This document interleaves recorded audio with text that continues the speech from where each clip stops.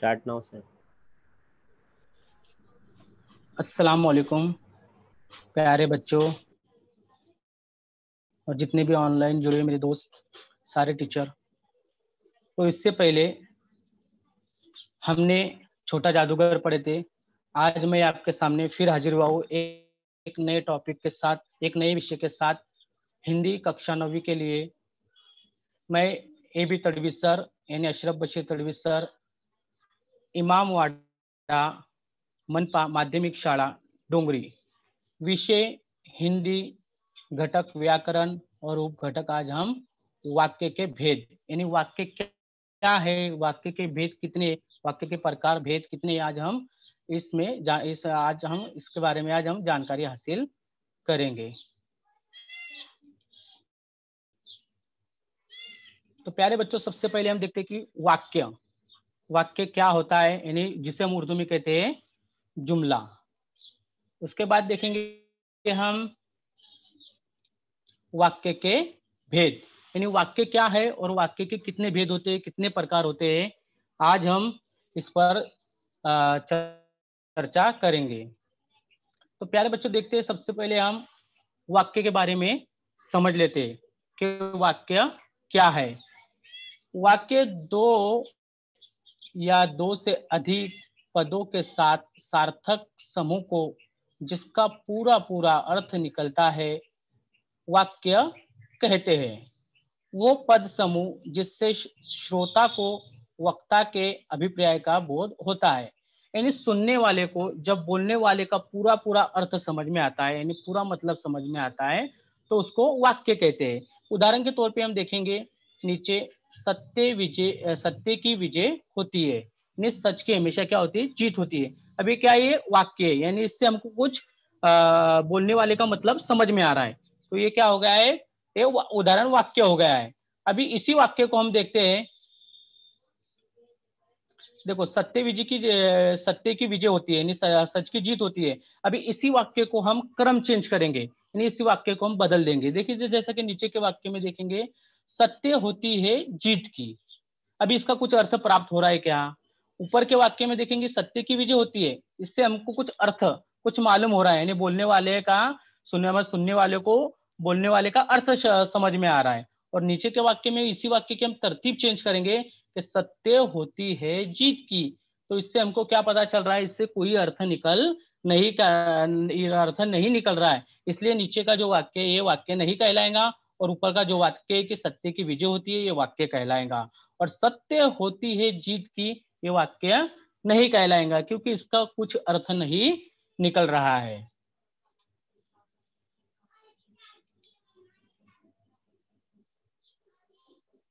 अभी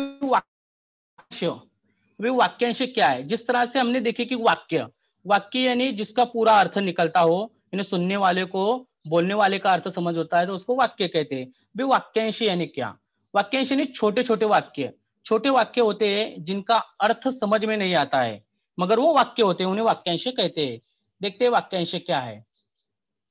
शब्दों के ऐसे समूह को जिसका अर्थ निकलता है किंतु पूरा अर्थ नहीं निकलता, वाक्यांश कहते हैं। आए समझ कि वाक्यांश क्या है, कि ऐसे छोटे वाक्य जो वाक्य होते हैं मगर उनका पूरा अर्थ नहीं निकलता, उनको वाक्यांश कहते हैं। नीचे उदाहरण देखेंगे हम, दरवाजे पर, कोने में, पुरुष के नीचे आदि का अर्थ तो निकलता है किंतु पूरा पूरा अर्थ नहीं निकलता है, इसलिए वाक्यांश है। यानी वाक्यांश छोटे वाक्य, दरवाजे पर, अभी इस वाक्य का पूरा अर्थ नहीं निकल रहा है, इसलिए छोटा वाक्य यानी पूरा अर्थ निकलता, जिस वाक्य का पूरा अर्थ नहीं निकलता हो उससे क्या कहते हैं, वाक्यांश कहते हैं।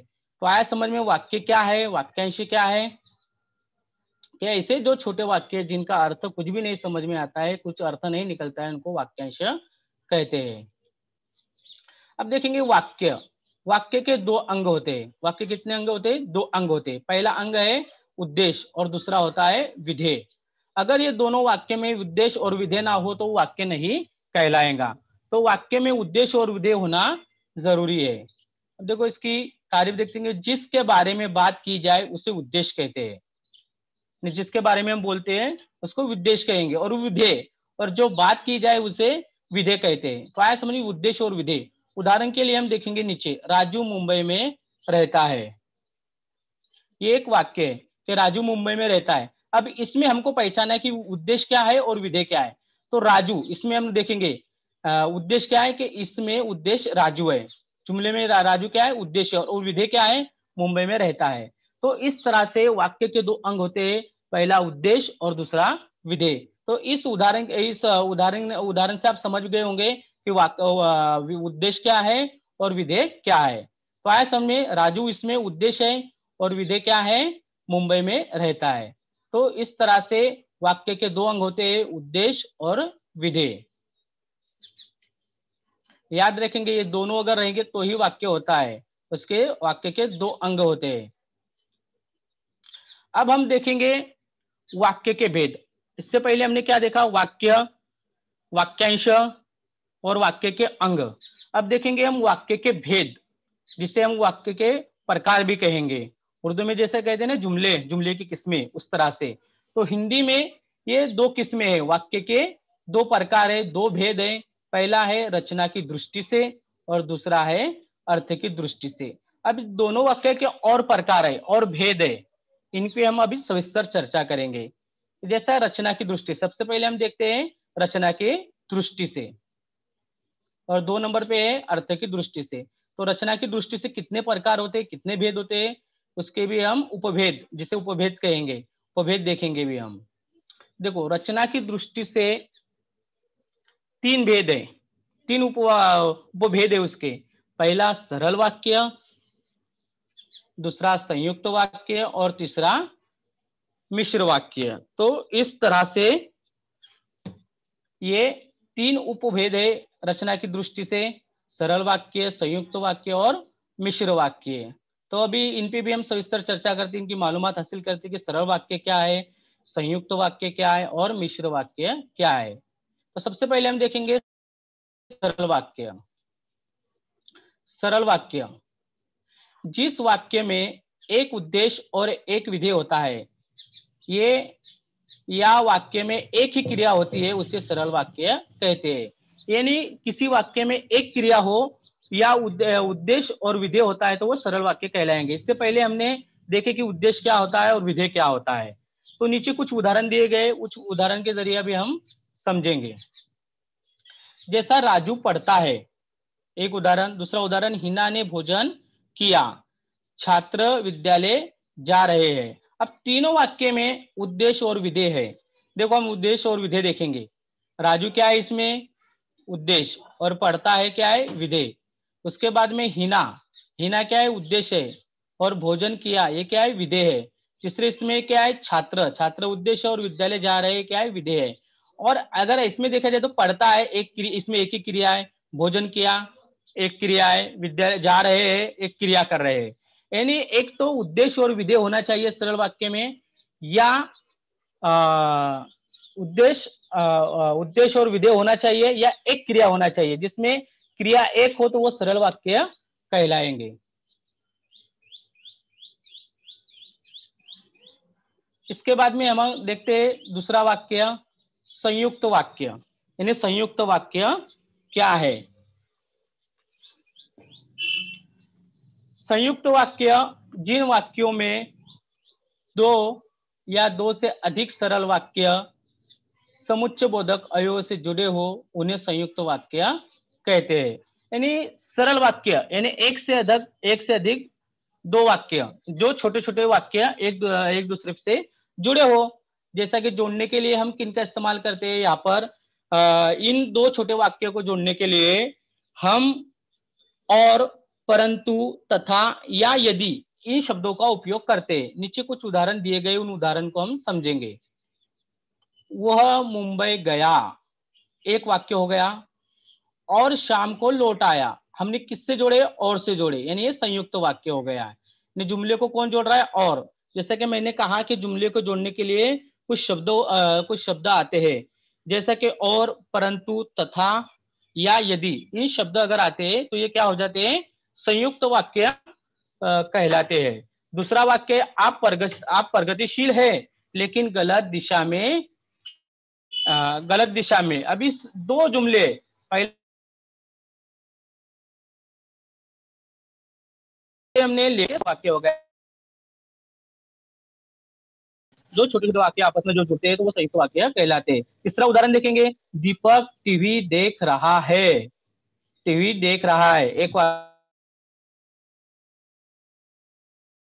दो वाक्य ये, एक तो दीपक टीवी देख रहा है और उसको जोड़े किससे, और से, नवीन पढ़ रहा है। तो इस तरह से क्या हो गए, संयुक्त वाक्य हो गए। देखिए हर जुमले में अंडरलाइन किया हुआ है और, लेकिन, और, तो इस तरह से जुमले या कुछ शब्द आते हैं और, परंतु, तथा आदि से जुड़े रहते हैं।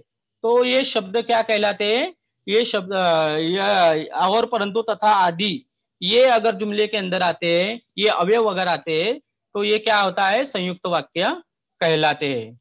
ने दो छोटे छोटे वाक्य आपस में जुड़ते हैं तो संयुक्त वाक्य कहलाते हैं। इसके बाद में देखेंगे हम मिश्र वाक्य। पहले हमने दो वाक्य के बारे में जानकारी हासिल करें, पहला सरल वाक्य, दूसरा संयुक्त वाक्य। अभी रचना के आधार पर ये तीसरा वाक्य है मिश्र वाक्य। ये किसके पर उपभेद देख रहे हैं हम, उपवाक्य देख रहे हैं रचना के आधार पर। तो जिस वाक्य में एक प्रधान और एक शेष आश्रित उपवाक्य हो उसे मिश्रित वाक्य कहते हैं। अभी प्रधान, ये प्रधान वाक्य स्वतंत्र होता है और शेष आश्रित उपवाक्य वो निर्भर रहता है, यानी दूसरे जुमले पर निर्भर रहता है। तो सबसे ज्यादा आश्रित उपवाक्य मिश्र वाक्य में आते हैं। तो जिस वाक्य में एक प्रधान और एक शेष आश्रित उपवाक्य हो उसे मिश्रित वाक्य कहते हैं। जैसे ये वही घड़ी है जो ऐश्वर्या लाई थी, यानी ये जो जुमले हैं एक दूसरे पर निर्भर हो रहे हैं, है ना।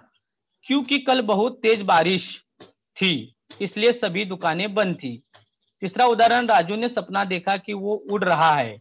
ने राजू ने सपना देखा था कि वो उड़ रहा है, यानी दो वाक्य हैं मगर एक दूसरे पर क्या है, डिपेंड है, निर्भर है, इसलिए ये मिश्रित वाक्य कहलाएंगे। याद रखेंगे मिश्र वाक्य में सबसे ज्यादा आश्रित वाक्य आते हैं। आश्रित वाक्य यानी जो दूसरे जुमले पर निर्भर हो। और प्रधान वाक्य यानी क्या होता है, जो स्वतंत्र वाक्य,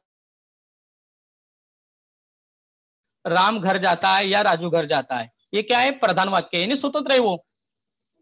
और वही हम अगर कहेंगे कि राम घर जाता है और खाना खाता है, या राम घर जाता है कुछ काम करता है, तो वो आश्रित या मिश्र वाक्य कहलाएगा, दूसरे पे डिपेंड होगा। तो इस तरह से रचना के आधार पर तीन प्रकार थे, पहला सरल वाक्य, दूसरा मिश्र रचना के आधार थे। इसके बाद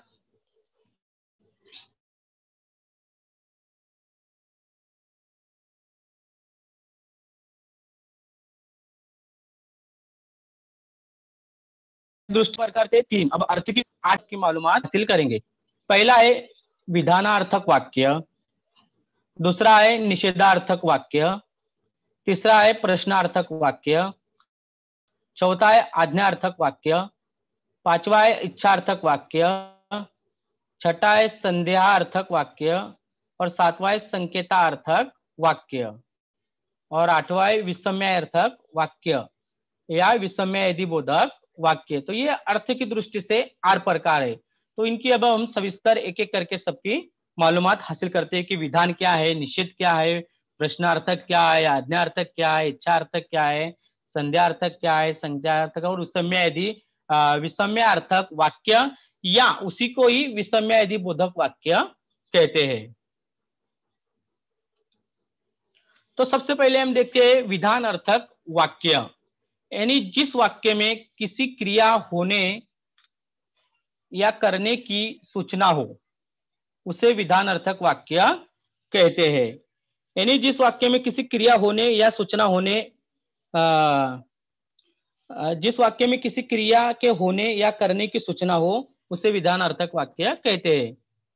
यानी किसी जुमले से हमको कुछ मालूमात हासिल करना हो, आमतौर पर कहेंगे किसी जुमले से हमको मालूमात हासिल होती है तो उसे विधानार्थक वाक्य हम कहेंगे। तो सबसे पहले उदाहरण हम देखेंगे, समय ऐसे ही गुजर रहा है, यानी हमको पता चल रहा है, कुछ जुमले से सीख रहे हैं हम कि कुछ पता चल रहा है कि समय ऐसे ही गुजर रहा है, इसलिए विधानार्थक वाक्य कहलाएगा। दूसरा है सेठानी रोज आने लगी। तीसरा है बड़े दिन की छुट्टी बीत चली। यानी तीनों उदाहरण में हमको कुछ न कुछ पता चल रहा है, कुछ न कुछ हासिल कर रहे हैं हम, इसलिए विधानार्थक वाक्य कहलाएंगे। इसके बाद में दूसरा जो प्रकार है वह है निषेधार्थक वाक्य। निषेधार्थक वाक्य यानी किसी चीज को मना करना या ना, जिसमें नहीं आता हो, उस वाक्य को निषेधार्थक वाक्य कहेंगे।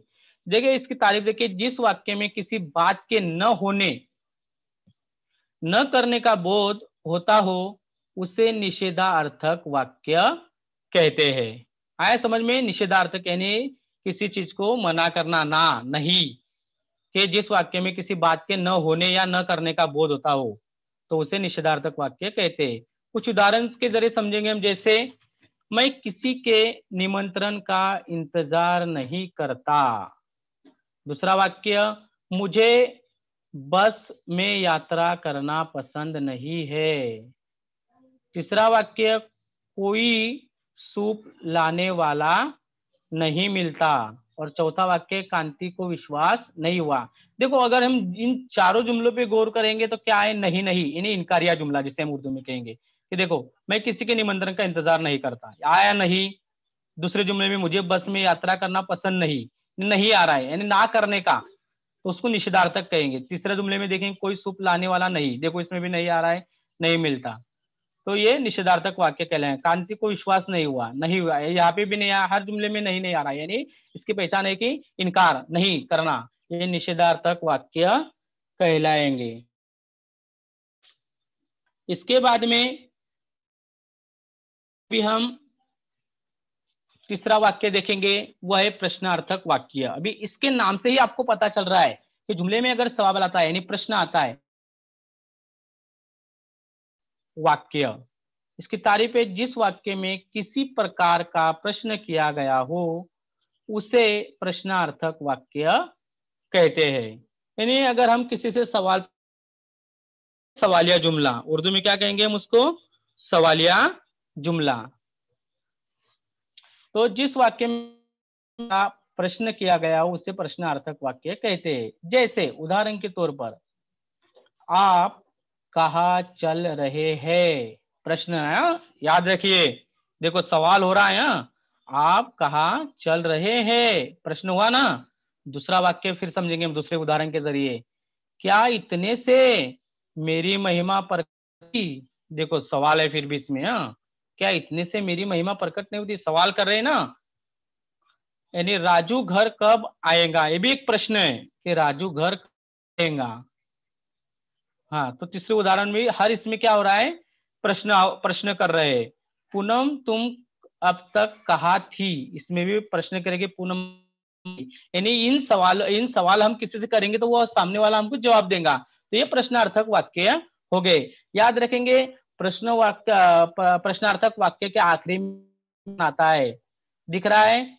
चारों उदाहरण में हम देखेंगे तो चारों उदाहरण में प्रश्नार्थक प्रश्न चिन्ह आ रहा है सब में, तो इसकी ये पहचान है कि लास्ट में जुमले या वाक्य खत्म होने के बाद में प्रश्न चिन्ह आता है, तो इसलिए प्रश्नार्थक वाक्य कहलाएगा। इसके बाद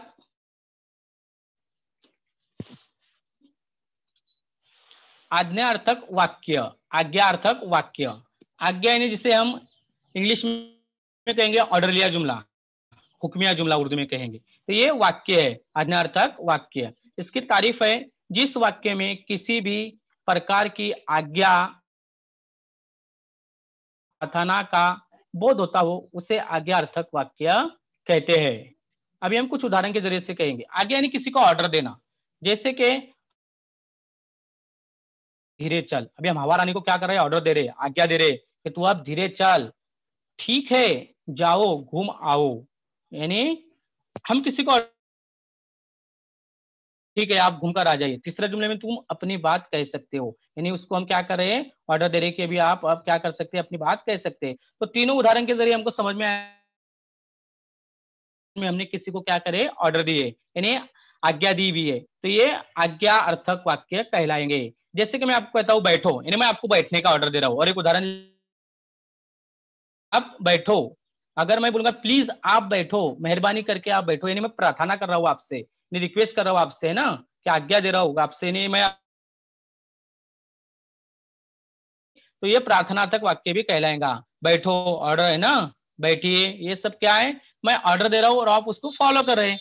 मैं आपको कहूंगा खड़े रहो तो आप खड़े रहेंगे, उसको फॉलो कर रहे हैं, तो इसलिए आज्ञार्थक वाक्य कहलाएगा। यानी सामने वाला जो कहता है हम उस पर जवाब देते हैं, इसलिए वो क्या कहलाएगा, आज्ञार्थक वाक्य कहलाएगा। इन्हें सामने वाले का ऑर्डर सुनना। तो इन उदाहरण के जरिए अच्छे से समझ में आया कि आज्ञार्थक वाक्य क्या है। फिर से एक बार तारीफ देख लो अच्छे से, कि जिस वाक्य में किसी भी प्रकार की आज्ञा या प्रार्थना का बोध होता हो उसे आज्ञार्थक वाक्य कहते हैं। अगला वाक्य इच्छा अर्थक वाक्य। इस वाक्य में इच्छा प्राप्त होती है, इच्छा करते हैं हम किसकी तारीफ समझ लेंगे। सबसे पहले हम जिस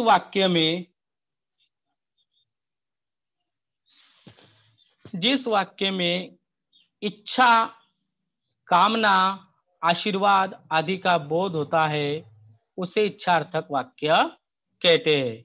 याद रखेंगे तारीफ, इच्छा, कामना और आशीर्वाद किसी जुमले में अगर आते हैं, ये तीन वर्ड की इच्छा होती है या कामना होती है या आशीर्वाद हम किसी को देते हैं, तो इच्छार्थक वाक्य कहलाएगा।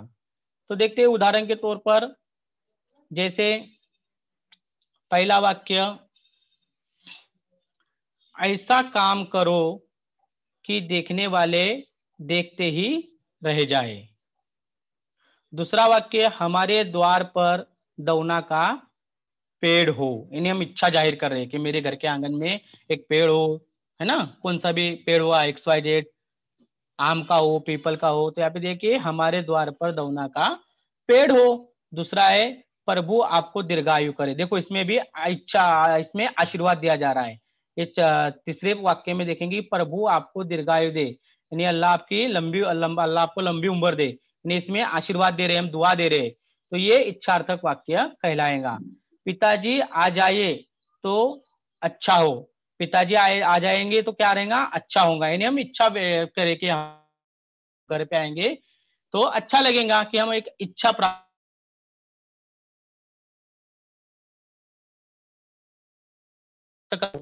तो इस तो अच्छा हो, ये इच्छार्थक वाक्य कहलाएगा। फिर से इसकी तारीफ सुन लो, जिस वाक्य में इच्छा, कामना आदि का बोध होता है उसे इच्छार्थक वाक्य कहते हैं। इन उदाहरण के जरिए हमने इच्छार्थक वाक्य की मालूमात हासिल करी। वाक्य देखते हैं हम, संदेह हा अर्थक वाक्य, यानी जिसमें संदेह हो, शक हो, ऐसा जुमला। तो जिस वाक्य में संदेह या शंका का बोध होता है संदेहार्थक वाक्य कहते हैं। यानी इस जुमले में संदेह होगा या हमको शक होगा, किसी इस जुमले में अगर हमको शक नजर आता है तो वो संदेहार्थक वाक्य कहलाएगा। जैसे मिसाल के तौर पे ये कुछ उदाहरण दिए हुए, तीनों उदाहरण देखेंगे हम। गाड़ी में कई जगह चेन पुलिंग होती होंगी, यानी देखो हमको संदेह हो रहा है। इस वाक्य से क्या पता चल रहा है कि गाड़ी में कई जगह चेन पुलिंग होती होंगी, संदेह हो रहा है ना आपको, तो इस तरह से वाक्य के जरिए संदेहार्थक वाक्य कहलाएगा कि गाड़ी में कई जगह चेन पुलिंग। दूसरा वाक्य, काही कहीं हर श्रृंगार सुख तो नहीं जाएगा, यानी हमको संदेह हो रहा है, शक हो रहा है कि हमने जो लगाया हुआ है वो सूख तो नहीं जाएगा, जैसे कि गुलाब का पेड़ सूख तो नहीं जाएगा, यानी हमको संदेह हो रही है, शक हो रहा है कि वो पेड़ अगर सूख गया तो ये संदेहार्थक वाक्य कहलाएगा। शायद अब तक वो, इन्हें हमको शक हो रहा है भी, इसमें शंका हो रही है, हमको संदेह हो रहा है, इसलिए संदेहार्थक वाक्य कि शायद अब तक वो सो गया होगा। तो ऐसे वाक्य संदेहार्थक वाक्य कहलाते हैं। इन उदाहरण के जरिए हमने समझे कि शायद अब तक वो सो गया होगा, यानी हमको शक पैदा हो रहा है कि अब वो सो गया होगा या हमको संदेह आ रहा है उस पर।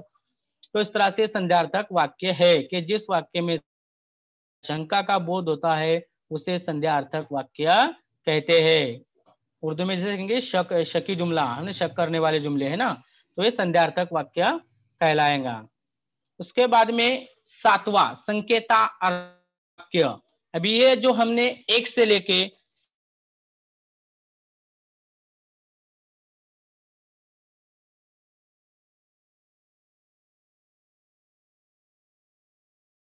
पहले हमने कौन से इन्हें रचना के आधार पर दृष्टि से अर्थ के आधार पर जो वाक्य देख रहे हैं उसके भेद, तो अर्थ के आधार पर 7वां वाक्य है कि संकेतार्थक वाक्य।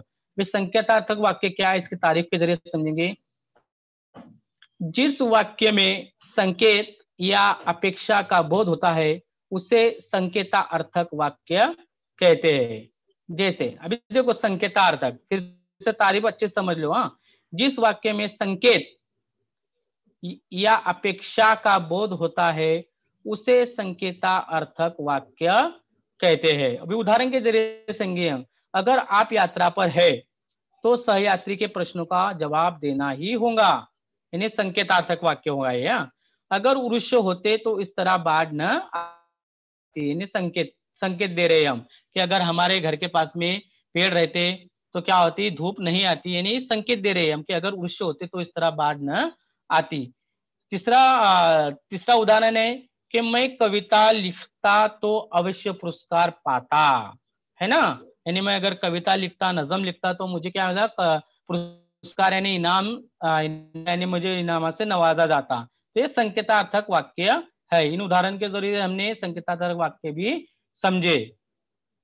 इसके बाद अर्थ की दृष्टि से जो 8वां प्रकार है जिसका नाम है विषम्यार्थक वाक्य या विषम्यादि बोधक वाक्य। इसको हम विषम्यार्थक वाक्य भी कहेंगे या विषम्यादि बोधक वाक्य भी कहेंगे। इसको इंग्लिश में कहते हैं एक्सक्लेमेटरी सेंटेंस, है ना। तो कोई भी लैंग्वेज हो, हिंदी हो, उर्दू हो, मराठी हो, अगर आपका व्याकरण अच्छे से आपको समझ में आता है तो आपको कोई भी भाषा या कोई भी लैंग्वेज में आपको परेशानी नहीं होगी। तो हम अर्थ की दृष्टि से प्रकार देखेंगे जिसका नाम है विषम्यार्थक वाक्य या विषम्यादि बोधक वाक्य। इसकी पहचान होती है जिसे उर्दू में जुमला यानी ताज्जुब करते हैं ना, तो इसकी पहचान है ये जो निशान दिख रहा है आपको विषम्यादि बोधक का, हर जुमले में यहाँ पे नहीं है, इसमें लास्ट में आएंगे जुमले में, यहाँ पे देखो वहां, इसमें क्या है विषम्यादि बोधक की, ये क्या है विषम्यादि बोधक, इसकी पहचान है। अगर ये जुमले एक शब्द के बाद में अगर आते हैं तो ये विषम्यादि बोधक वाक्य या विषम्यार्थक वाक्य कहलाएंगे। इसकी तारीफ देखते हैं हम अभी। जिस वाक्य में हर्ष, शोक, विषम्य, घृणा का बोध होता है उसे विषम्यार्थक वाक्य कहते हैं। यानी एक तो हमको हर्ष, खुशी होगी, गम होगा या हम गुस्सा करेंगे, ऐसे जुमले में हम कुछ जाहिर करते हैं तो वो ताज्जुब करते हैं ना हम, तो यानी वो विषम्यादि बोधक या विषम्यार्थक वाक्य कहलाएगा। कुछ उदाहरण के जरिए देखते हैं हम अभी। वो कैसा भयंकर दृश्य है, यानी देखो वो के बाद में क्या आया, विषम्यादि बोधक चिन्ह आया। तो इस तरह से ये चिन्ह से पहचान करेंगे, वो ताज्जुब, ओ कैसा भयंकर दृश्य है। दूसरा वाक्य, मैं एकदम निर्मल हूं महाराज, महाराज के बाद में एक्सक्लेमेटरी सेंटेंस आया है, सॉरी ये निशान आएगा, यहाँ पे नहीं है, सॉरी माफी चाहता हूं इसके लिए। उसके बाद तीसरा वाक्य, वहां के बाद क्या सुंदर बंगला है, तो वहां के बाद में ये देखो विषम्यादि बोधक का चिन्ह है, यानी हम ताज्जुब कर रहे हैं, वहां क्या सुंदर बंगला है, यानी कितना अच्छा बंगला है, यानी हम किसी जुमले में ताज्जुब करते हैं, हर्ष, शोक या विषम या घृणा करते हैं, तो उस वाक्य को हम विषम्यादि बोधक वाक्य, अर्थक वाक्य कहेंगे। तो इस तरह से हमने रचना की दृष्टि से 3 प्रकार देखे थे और अर्थ की दृष्टि से 8 प्रकार देखे। तो आया समझ में। जो आज हमने वाक्य के प्रकार पढ़े, के प्रश्न क्रमांक 3 में छठा में वाक्य के प्रकार के अंतर्गत निम्नलिखित 2 प्रश्न होंगे। तो एक के आधार पर एक सवाल पूछा जाएगा और 1 अंक के लिए अर्थ के आधार पर। इस तरह से आज हमने 2 मार्क्स का जो घटक देखे, वो 2 मार्क्स रचना के आधार पर 1 अंक के लिए और अर्थ के आधार पर 1 अंक के लिए। इस तरह से आपके 2 मार्क्स एग्जाम में मुकम्मिल होंगे। तो इसको अच्छी तरह से उनकी तारीफें याद कर लेंगे। आपको अगर तारीफें याद होंगी तो आपको जुमले जल्दी समझ में आएंगे। तो इसके जरिए भी हम कुछ उदाहरण देखते हैं। अभी हमने क्या सबसे पहले कुछ अभी इनका रिवीजन लेते हैं, देखते हैं क्या आप लोगों को समझा या नहीं समझा। तो ये कुछ 10 वाक्य मैं आपको पढ़, ये सिर्फ रचना की दृष्टि से, हाँ, रचना की दृष्टि से। आपको पता है रचना की दृष्टि से 3 ही प्रकार है। कौन कौन से? सरल वाक्य, संयुक्त वाक्य, मिश्रित वाक्य। इस तरह से ये 3 प्रकार है। तो ये 10 वाक्य है। ये 10 वाक्य में आपको पहचानना है कि सरल कौन सा है, संयुक्त कौन सा है और मिश्रित। तो इस तरह से 10 वाक्य मैं आपको पढ़कर सुनाता हूं। अगर आपको इसके जवाब आते हैं तो इसके अगर आपको इन वाक्य आपको समझ में आते होंगे तो आप चैट बॉक्स में इसके इसी तरह वार्तालाप होता रहा। पहला वाक्य। दूसरा, पल्लव ने सपना देखा कि कहा है। तीसरा, मनु 8वीं कक्षा में है और उसकी बहन 12वीं कक्षा में है। चौथा ने लिखा था कि वो रायपुर जाएंगी। 5वां वाक्य, बादल आए परंतु पानी नहीं बरसा। 6ठा ने नेहा की परीक्षा मार्च में होंगी। 7वां वाक्य, भीम को सजा हुई क्योंकि वो अपराधी था। 8वां प्रश्न है, राज कल घर जाएगा। और 9वां प्रश्न है, जब मैं घर से निकला तब बारिश नहीं हो रही थी। जब मैं घर से निकला तब बारिश नहीं हो रही थी। और 10वां है, उसने परिश्रम नहीं किया इसलिए वो परीक्षा में असफल रहा। अभी हमको इन 10 वाक्यों के सरल कौन सा है, संयुक्त कौन सा है और मिश्र कौन सा है। तो सबसे पहले हम रचना के आधार पर देखेंगे। पहला वाक्य हमारे पास वार्तालाप होता रहा, तो ये सरल वाक्य कहलाएगा। क्यों सरल वाक्य कहलाएगा पहला वाक्य? क्योंकि इसमें एक ही क्रिया हो रही है। दूसरा है, सपना देखा कि वो उड़ रहा है। पल्लव ने सपना देखा कि वो उड़ रहा है। अब ये दूसरा वाक्य मिश्रित वाक्य कहलाएगा, यानी ये निर्भर वाक्य है कि उड़ रहा है, यानी निर्भर वाक्य, इसलिए मिश्रित वाक्य कहलाएगा।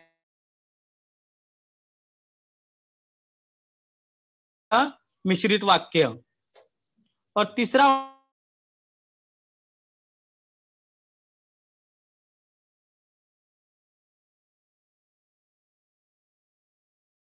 में अब और को देख के पहचान जुमला जोड़ा गया है। तो तीसरा वाक्य जो हमारा है वह है संयुक्त वाक्य। चौथा वाक्य देखते हैं हम। बीनू ने लिखा था कि वो रायपुर जाएंगी। अब चौथा वाक्य मिश्रित वाक्य है क्योंकि ये निर्भर वाक्य है। मीनू ने ही लिखा था, देखो, हाँ, कि बीनू ने लिखा था कि वो रायपुर जाएंगी, यानी ये मिश्रित वाक्य है। मैंने कहा कि मिश्रित वाक्य में एक प्रधान वाक्य होता है और दूसरा आश्रित वाक्य होता है। तो मिश्रित वाक्य में सबसे ज्यादा आश्रित वाक्य होता है। इसके बाद में 5वां वाक्य देखेंगे हम। बादल आए परंतु पानी नहीं बरसा। देखो, हाँ, बादल आए परंतु, अब आपको मैंने पहले बताया था कि और, परंतु, लेकिन अगर ये शब्द आते तो ये कौन सा होगा? संयुक्त वाक्य होगा कि बादल तो पानी नहीं बरसा। तो इस तरह से ये हमारा 5वां वाक्य, ये क्या है? ये हमारा संयुक्त वाक्य कहलाएगा। 6ठा वाक्य, नेहा की परीक्षा मार्च में होंगी। सोचो जरा, वाक्य क्या है? नेहा की परीक्षा मार्च में होगी। 6ठा वाक्य कौन सा है? सरल वाक्य है कि नेहा की परीक्षा मार्च में होंगी, यानी इसमें एक ही क्रिया हो रही है। नेहा इसमें उद्देश्य है और परीक्षा मार्च में होंगी ये क्या है? विधेय है। उसके बाद में सातवां वाक्य देखेंगे हम, भीमा को सजा हुई क्योंकि वो अपराधी था। सातवां वाक्य मिश्रित वाक्य है। भीम को सजा हुई क्योंकि वो अपराधी था। ये क्या है, निर्भर वाक्य है, इसमें आश्रित वाक्य, इसलिए मिश्रित वाक्य कहलाएगा कि भीम को सजा हुई क्योंकि वो अपराधी था, है ना। तो थोड़ा कंफ्यूज होंगे आप, ये जुमले संयुक्त, ये थोड़ा मिलते जुलते रहते हैं, तो आप याद रखेंगे संयुक्त वाक्य की पहचान अलग है और मिश्रित वाक्य की पहचान अलग है। उसके बाद में आठवां वाक्य हमारा, राज कल घर जाएगा। ये क्या है, सरल वाक्य है। क्यों है, क्योंकि इसमें राज उद्देश्य है और घर जाएगा ये क्या है, विधेय है। तो इस तरह से हो रही है घर जाने की, इसलिए आठवां वाक्य हमारा सरल वाक्य कहलाएगा। नौवां वाक्य है, जब मैं घर से निकला तब बारिश नहीं हो रही। ये जुमला कौन सा होता है कि जब मैं घर से निकला तो बारिश नहीं हो रही थी। कौन सा है, मिश्रित वाक्य। और 10वां वाक्य है हमारा, उसने परिश्रम नहीं किया इसलिए वो असफल रहा।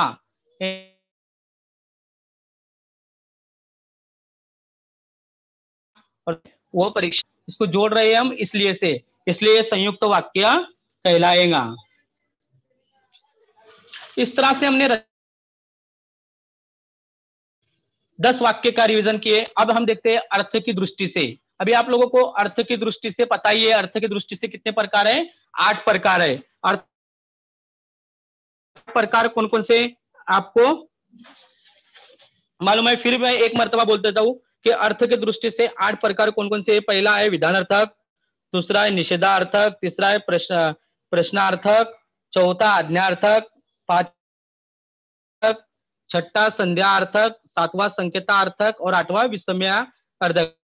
आगे पीछे बोला, आपको पढ़ाया हुआ है कुछ अलग, सॉरी जुमले मैंने आगे पीछे बोला हुआ है, इन्हें सिर्फ सीरियल अलग अलग हुई।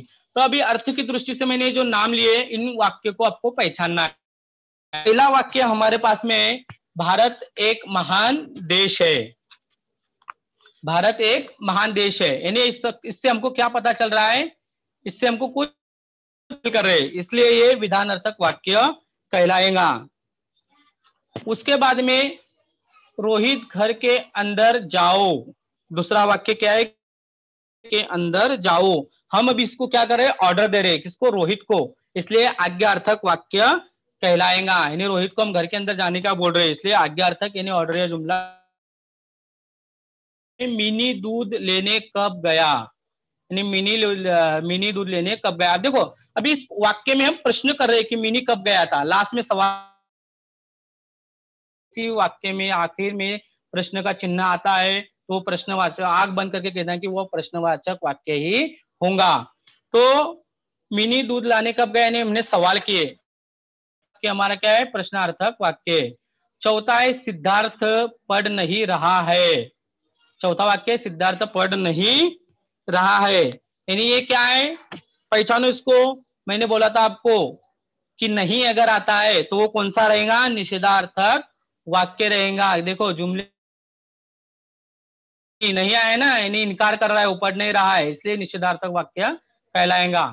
पांचवा है चलो दूध पी लो, पांचवा वाक्य क्या है, पी लो। अभी हम इसको क्या कर रहे, ऑर्डर दे रहे, यानी इसलिए पांचवा वाक्य क्या है, आज्ञार्थक वाक्य। हम ऑर्डर दे रहे कि चलो दूध पी लो, हुक्म कर रहे हैं ना हम। अब छठा जुमला है, वहां वहां कितना अच्छा मौसम है। देखो जुमला फिर से, वहां कितना अच्छा मौसम है, यानी जुमले में कुछ ताज्जुब हो रहा है, कुछ लग रहा है ना। एक्सक्लेमेटरी सेंटेंस भी यहाँ पे आपको निशान भी दिख रहा है, एक्सक्लेमेटरी सेंटेंस का, यानी विषय बोधक का निशान भी दिख रहा है, इसलिए आंख बंद करके ये वाक्य कौन सा हो सकता है, बोलो। तो ये वाक्य हमारा छठा वाक्य विषम्यार्थक या विषम्यादि बोधक है। इसकी पहचान मैंने आपको बोला था कि ये निशान जो है विषम्यादि बोधक का निशान है और जुमला ताज्जुब से होता है। जुमला हमारा क्या है, विषम्यादि बोधक वाक्य है। सातवां है आज बारिश नहीं होगी, हाँ आज बारिश नहीं होगी, सातवां वाक्य हमारा। देखो इसमें नहीं आया, जुमले को अच्छे से देखो, आज बारिश नहीं होगी, यानी आपको जवाब देने से पहले जुमले को समझना होगा कि जुमला कौन सा है। यहाँ पे इनकार हो रहा है, इसलिए ये निषेधार्थक वाक्य कहलाएगा। इसके बाद में 8वां वाक्य, संसार में मैं सबसे सुंदर हूं। संसार यानी जग, दुनिया सुंदर हूं। देखो 8वां वाक्य क्या है हमारा, इससे हमको कुछ पता चल रहा है, जानकारी मालूम हो रही है, इसलिए 8वां वाक्य विधानार्थक वाक्य कहलाएगा। 9वां वाक्य, सोनल कहा जा रही है। आखिरी में कौन सा निशान है, प्रश्नवाचक निशान है, प्रश्नार्थक निशान है, इसलिए वाक्य कौन सा होगा, प्रश्नवाचक या प्रश्नार्थक वाक्य होगा। सोनल कहा जा रही है, सवाल कर रहे हैं, इसलिए 9वां वाक्य हमारा, 9वां जो वाक्य वो प्रश्नार्थक या प्रश्नवाचक वाक्य कहलाएगा। 10वां है, प्रयाग में अपनी अलमारी, प्रयाग अपनी अलमारी, देखो जुमला फिर से सुनो, कि प्रयाग अपनी अलमारी साफ करो, यानी प्रयाग को हुक्म दिया जा रहा है, ऑर्डर दिया जा रहा है कि आप अपनी अलमारी साफ करो, इसलिए ये आज्ञार्थक वाक्य कहलाएगा। तो बच्चों याद रखेंगे, एक एक जुमला अच्छे से आपको जब एग्जाम में पूछा जाएगा, एक एक अंक के लिए 2 मार्क्स आज हम बारे में मालूमात हासिल करें। यहाँ 2 मार्क्स आपके भी नहीं कटने को होना एग्जाम में। तो जुमले का जवाब लिखने से पहले जुमले को पहचानो, पहले वो रचना के आधार पर पूछा गया है कि दृष्टि पर पूछा गया है, उसके बाद में उसका जवाब लिखना। पहले जुमले को अच्छी तरह से 1 से 2 मर्तबा पढ़ लेना, फिर उसका उत्तर लिखना। इस तरह से प्यारे बच्चों, आज हमने व्याकरण में वाक्य के प्रकार और अर्थ की दृष्टि से और उनके उपवाक्य के बारे में मालूमात हासिल किए। तो प्यारे बच्चों,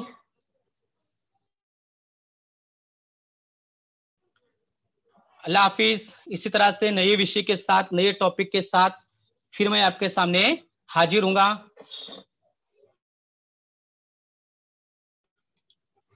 thanks for watching, like, subscribe and share.